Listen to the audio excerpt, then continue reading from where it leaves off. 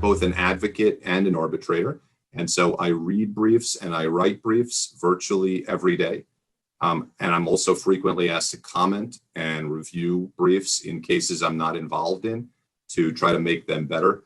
It's a topic that I'm passionate about and I'm actually, some would say accurately, I think, obsessed with in terms of my professional life. My colleague, former Judge Billy Columbaro, is a full-time arbitrator who served as an appellate judge for more than a decade. In terms of sheer number of briefs that she has read and thought about, I doubt there are many people in our ADR community who surpass her.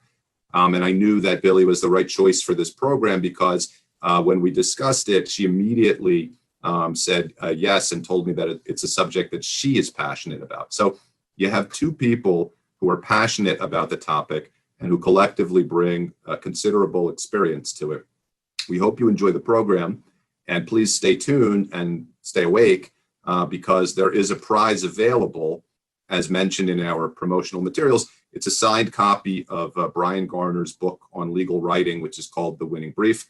I always believed that when it comes to writing, you either have it or you don't. And I was skeptical that reading a book on writing could make a difference really to anyone, a meaningful difference. But I read it and I was wrong. And I've given copies to lawyers who described themselves as weak writers. And I saw dramatic improvement. In one case, I would even say miraculous improvement from nothing more than reading the book and internalizing its lessons. So I personally recommend it, and we're very pleased to be able to offer a copy as a prize. Okay, my first topic is the power of headings. Writing good headings is hard. Strong headings state persuasive, complete thoughts. Headings should briefly make an argument, state a legal conclusion, and perhaps most importantly, support that conclusion. The support is a key, and it's unfortunately rare. Now, all of that, it's hard to do in an all-encompassing sentence, but you can do it, and I'm going to try to show you how to do it in about 15 minutes. First of all, why is it important? Well, good headings make good briefs. So as an initial answer to that question, you should aim to win the heading battle.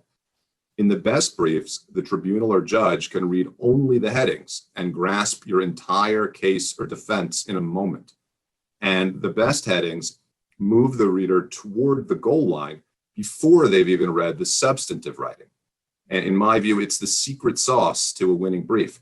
And if you think about it, the ability to nudge the decider of your case over to your side and frame the issues under consideration in your way in a single sentence, it's a very powerful skill, and it's so often overlooked. It's really a shame. It's a missed opportunity, or some people call it free lunch. It's there for the taking, okay? So in my opinion, using the strategies we're about to explore is the single most effective technique to immediately, today, meaningfully improve the quality of your briefs. And I'm going to try to prove that proposition by asking you to rewrite a heading at the end of this segment using the strategies that we've covered, if you're interested. So let's take a look at the handout in your materials, which has a series of examples of the headings that I want to explore and to try to show why I feel it's important, why it can make a difference, and why it can nudge a brief from an average or acceptable brief into